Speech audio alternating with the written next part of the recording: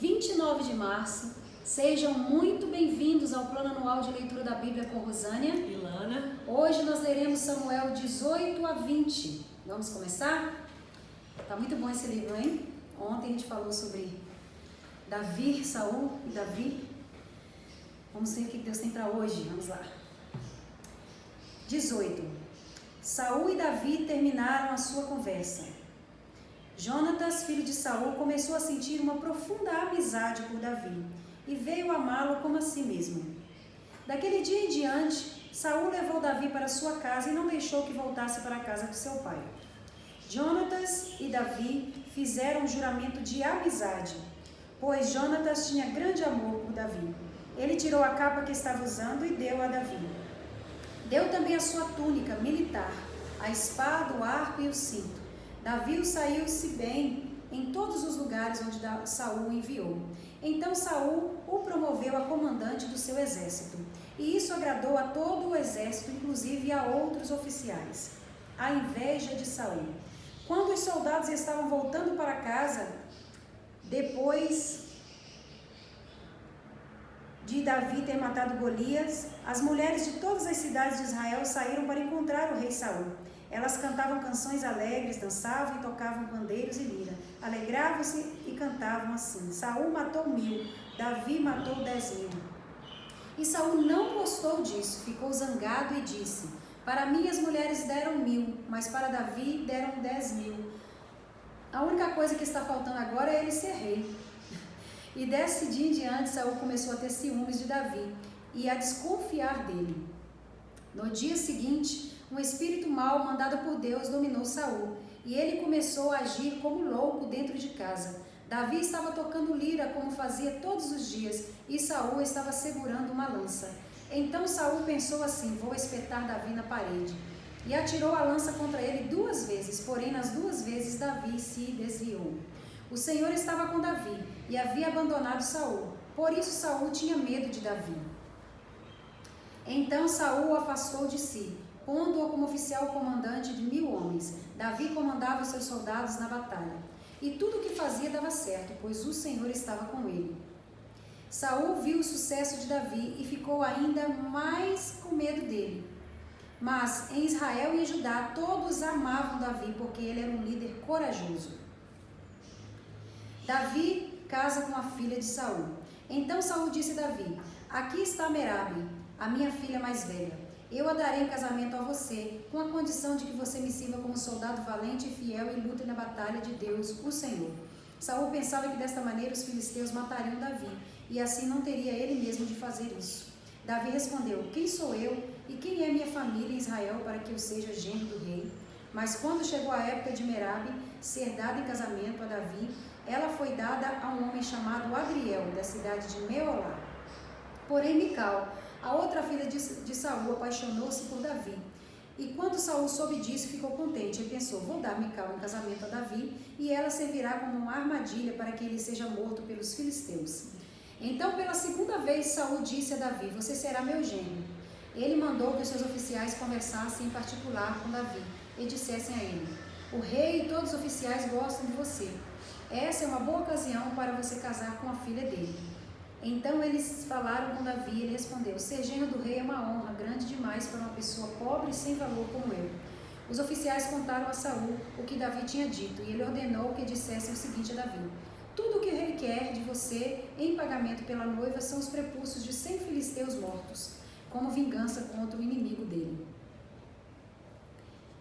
Saul tinha planejado isso porque assim Davi seria morto pelos filisteus. Os oficiais contaram a Davi o que Saul tinha dito e ele ficou entusiasmado com a ideia de ser genro do rei. Antes do dia marcado para o casamento, Davi e os seus soldados foram e mataram 200 filisteus. Aí Davi levou ao rei os prepúcios dos filisteus mortos e contou na presença dele para que assim se tornasse seu genro. Então Saul deu a sua filha Mical em casamento a Davi. Saul viu a recompensa que o Senhor estava com Davi. Viu e reconheceu que o Senhor estava com Davi e que sua filha Mical o amava. Por isso ficou com mais medo ainda de Davi e pelo resto da sua vida foi o seu inimigo. Todas as vezes que o exército filisteu saía para lutar, Davi conseguia mais vitórias do que todos os outros oficiais de Saul, e assim ficou muito famoso. Capítulo 19. Saul persegue Davi. Saul contou ao seu filho Jonatas e a todos os seus oficiais que ele planejava matar Davi. Mas Jonatas era muito amigo de Davi e por isso lhe disse: o meu pai está planejando matar você. Amanhã cedo, tenha cuidado. Esconda-se em algum lugar secreto e fique lá. Eu vou esperar pelo meu pai no campo em que você estiver escondido e vou falar com ele a seu respeito. Se descobrir alguma coisa, eu aviso você. Então Jonatas elogiou Davi para Saul e disse: meu pai, não faça nenhum mal ao seu servidor Davi, pois ele nunca lhe fez nenhum mal, pelo contrário, tudo o que ele tem feito tem ajudado bastante o Senhor. Ele arriscou a própria vida quando matou Golias e por meio dele o Senhor Deus conquistou uma grande vitória para Israel. O Senhor mesmo viu isso e ficou contente. Então por que o Senhor, meu pai, faria mal a um homem inocente matando Davi sem nenhuma razão? Saul atendeu o pedido de Jonatas e jurou em nome do Senhor, o Deus vivo, que Davi não seria morto. Então Jonatas chamou Davi e lhe contou tudo. Aí o levou a Saul e Davi continuou a servir o rei como antes. E novamente houve guerra contra os filisteus. Davi os atacou e derrotou tão completamente que eles fugiram. Um dia, um espírito mau mandado pelo Senhor dominou Saul. Ele estava sentado em casa com a lança na mão e Davi estava ali tocando lira. Saul tentou espetar Davi na parede com sua lança, mas ele se desviou e a lança ficou fincada na parede. Então Davi correu e escapou. Naquela mesma noite, Saul mandou alguns homens vigiarem a casa de Davi para o matarem na manhã seguinte. Mical, a mulher de Davi, o avisou: se você não fugir esta noite, amanhã estará morto. Aí ela desceu Davi por uma janela e ele correu e escapou. Então Mical pegou o ídolo protetor do lar e o deitou na cama, pôs uma almofada feita de pelo de cabra na cabeça dele e o cobriu. Quando os homens de Saul foram pegar Davi, Mical disse que ele estava doente, mas Saul mandou que voltassem lá e que eles mesmos vissem Davi. Tragam Davi aqui na sua cama e eu o matarei, disse Saul. Eles entraram e acharam o ídolo do lar na cama e a almofada de pelo de cabra na cabeça dele. Então Saul perguntou a Mical: por que você me enganou assim e deixou meu inimigo escapar? Ela respondeu: ele disse que me mataria se eu não o ajudasse a fugir. Davi escapou, foi para Ramá e contou a Samuel tudo o que Saul tinha feito contra ele. Depois ele e Samuel foram para a casa dos profetas e ficaram lá. Saul ficou sabendo que Davi estava na casa dos profetas em Ramá e mandou alguns homens lá para prendê-lo. Quando eles chegaram, viram um grupo de profetas profetizando e Samuel era o líder. Então o Espírito de Deus dominou os homens de Saul e eles também começaram a profetizar. Quando Saul soube disso, mandou mais mensageiros e eles também começaram a profetizar. Então mandou mensageiros pela terceira vez e aconteceu a mesma coisa. Aí o próprio Saul foi a Ramá. Quando chegou a um poço grande na cidade de Sé, perguntou onde estavam Samuel e Davi. E lhe disseram que eles estavam na casa dos profetas. Enquanto Saul estava indo para lá, o Espírito de Deus o dominou também. E ele foi profetizando por todo o caminho até chegar à casa dos profetas. Lá, tirou a lança e profetizou na presença de Samuel. E ficou deitado no chão, nu, o dia inteiro e a noite inteira. E foi assim que surgiu o seguinte ditado: será que Saul também virou profeta? Capítulo 20. Então Davi fugiu da casa dos profetas em Ramá.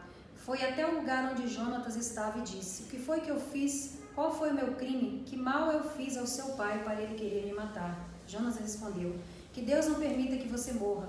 O meu pai me conta tudo o que faz, seja importante ou não. Ele não esconderia isso de mim. Isso não é bem assim. Mas Davi respondeu: o seu pai sabe muito bem o quanto você gosta de mim. Por isso resolveu não deixar que você fique sabendo dos planos dele, para você não sofrer muito.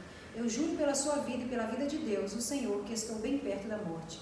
O que você quer que eu faça? Perguntou Jonatas. Davi respondeu: amanhã é a festa da lua nova, e eu deveria ir sem falta ao jantar do rei, mas se você deixar, eu irei me esconder no campo, até depois da manhã à noite. Se o seu pai notar que eu não estou à mesa, diga que eu pedi a você para me deixar ir com urgência a Belém, pois está na época de toda a minha família oferecer lá o sacrifício anual. Se ele disser, está bem, eu estarei salvo. Mas se ele ficar com raiva, então você ficará sabendo que ele está com más intenções. Peço que você me faça esse favor e cumpra assim a promessa sagrada que me fez. Porém, se eu sou culpado, mate-me você mesmo. Por que deixar o seu pai fazer isso? Nem pense numa coisa dessas, respondeu Jonatas. Se eu soubesse que meu pai estava mesmo resolvido a acabar com você, acha que eu não avisaria? Então Davi perguntou, e se o seu pai responder com raiva, quem vai me avisar? Jonatas respondeu, venha comigo, vamos até o campo. Eles foram, e Jonatas disse a Davi, que o Senhor, o Deus de Israel, seja a nossa testemunha. Amanhã e depois de amanhã, a esta hora, eu vou fazer algumas perguntas a meu pai. Se a intenção dele para com você for boa, eu lhe mandarei dizer. Mas se ele tiver a intenção de fazer alguma coisa contra você, que o Senhor Deus me mate, se eu não enviar uma mensagem a você e não deixá-lo ir embora são e salvo. Que o Senhor esteja com você, assim como esteve com meu pai. E agora, se eu continuar vivo, cumpra a sua promessa sagrada e seja fiel a mim. Mas se eu morrer, trate sempre a minha família com bondade. E quando o Senhor destruir completamente todos os nossos inimigos, que nós não quebremos a promessa que fizemos um ao outro. Se você quebrar, Deus o castigará.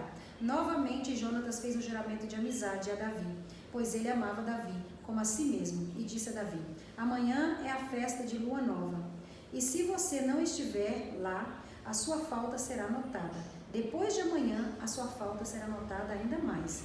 Assim, vá para o lugar onde você se escondeu da outra vez e fique atrás do monte de pedras que há ali. Então eu atirarei 3 flechas como se o monte de pedras fosse um alvo. Aí direi ao meu empregado para ir buscá-la. Se eu disser a ele, olhe, as flechas estão para cá de você, pegue-as. Isso quer dizer que tudo está bem e você pode sair. Eu juro por Deus, o Senhor, que nesse caso você não estará em perigo. Mas, se disser a ele, as flechas estão mais para lá de você, então fuja, pois o Senhor estará mandando que você vá. Quanto à promessa que fizemos um ao outro, o Senhor Deus nos ajudará a cumpri-la para sempre. Então Davi se escondeu no campo, e o rei Saul chegou para a festa da lua nova, e sentou-se para comer no lugar de costume, perto da parede. Abner sentou-se ao lado de Saul, e Jonatas na sua frente, mas o lugar de Davi ficou vazio. Naquele dia Saul não disse nada, porque pensou, deve ter acontecido alguma coisa com ele, e de certo ele não passou pela cerimônia de purificação. No dia seguinte, o segundo dia da festa da lua nova, o lugar de Davi continuava desocupado. Aí Saul perguntou a Jonatas, por que Davi não veio comer nem ontem nem hoje? Jonatas respondeu, ele me pediu licença para ir a Belém. Ele me disse, deixe-me ir a Belém, porque a minha família está lá fazendo a festa do sacrifício. E o meu irmão mandou que eu também fosse. Se você é meu amigo, deixe que eu vá ver os meus parentes. E Jonatas continuou, é por isso que ele não está no seu lugar à mesa. Então Saul ficou muito zangado com Jonatas e disse, seu filho de uma mulher à toa, agora eu sei que você passou para o lado de Davi, trazendo desonra para você e para sua mãe. Enquanto Davi for vivo, você não será rei desse país. Vá agora e traga-o aqui, porque é preciso que ele morra. Por que é que ele deve morrer? Perguntou Jonatas. O que foi que ele fez? Então Saul atirou a sua lança contra Jonatas para matá-lo.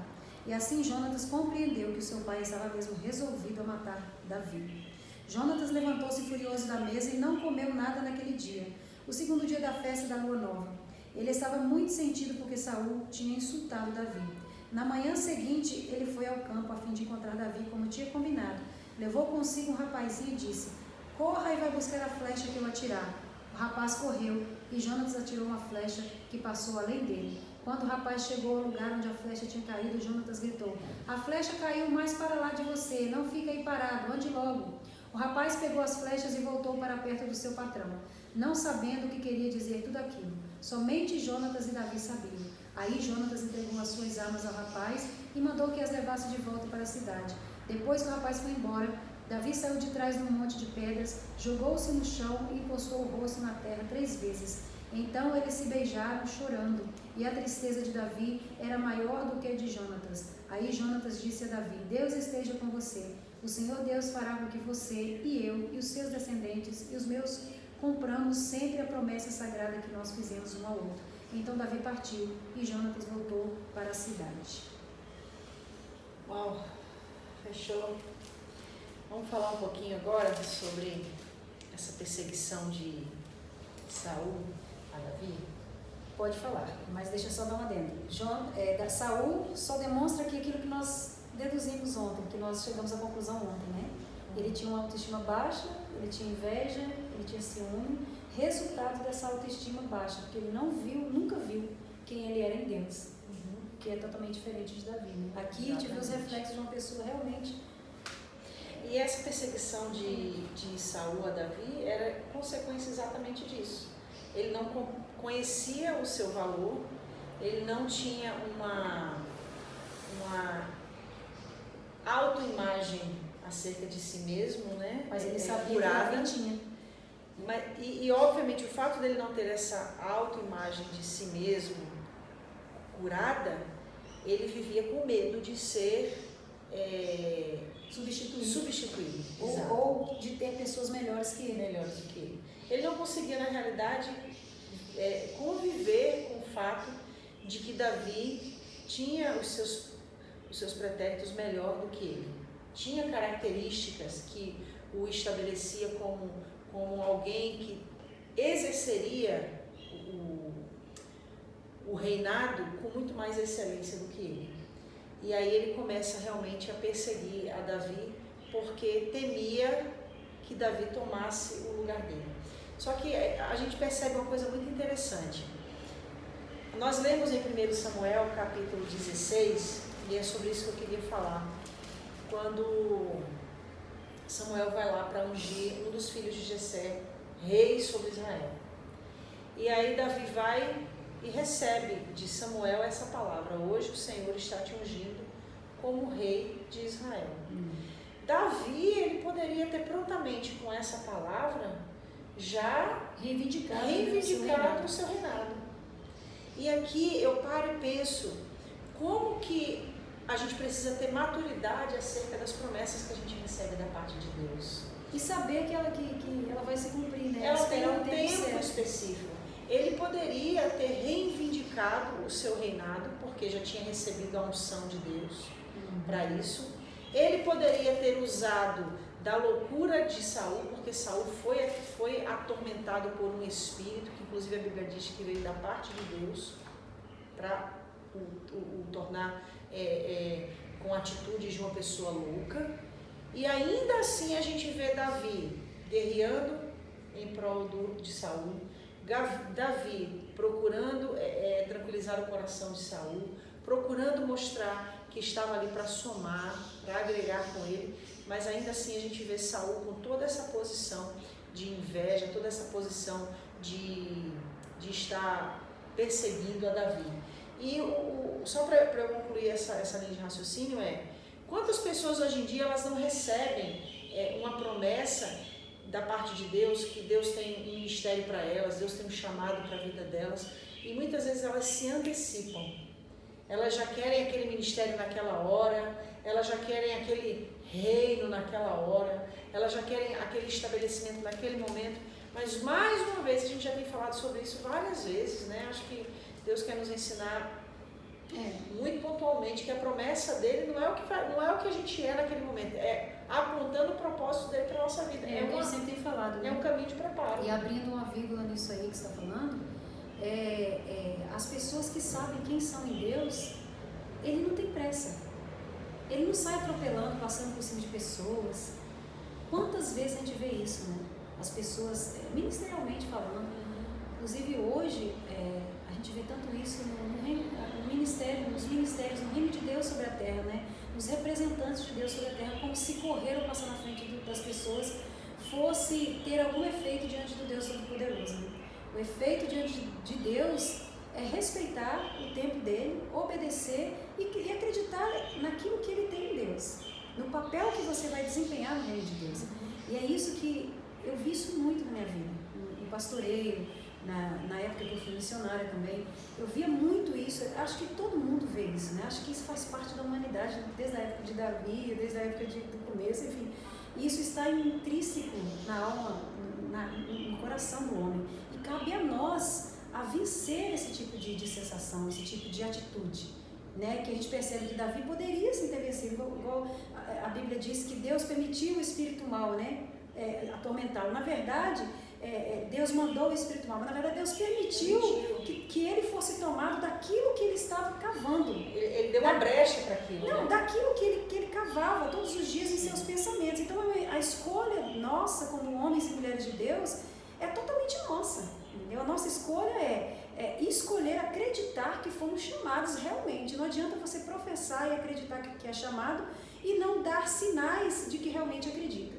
Que seria respeitar o tempo do outro, respeitar o seu tempo, entendeu? E a gente vê muito isso, eu vi muito isso, as pessoas pisando em cima dos outros, né? Usando de artimanhas malignas, né? De pessoas nos ministérios para poder derrubar um para subir o outro. E assim, eu percebo, quando você vê a sua história, você começa a ver atrás a sua história, você começa a ver que é realmente isso que aconteceu com Saul. Deus mandou o Espírito mal. Na verdade, Deus permitiu que aquilo que ele estava cheio transbordasse, né? E eu vi isso muito na minha história, de situações assim. E realmente é algo a pensar. Quando nós formos julgar o outro ou julgar a nós mesmos. Até que ponto eu estou valorizando quem eu sou em Deus? Até que ponto o meu valor de quem eu sou em Deus está influenciando no reino de Deus para bem ou para mal?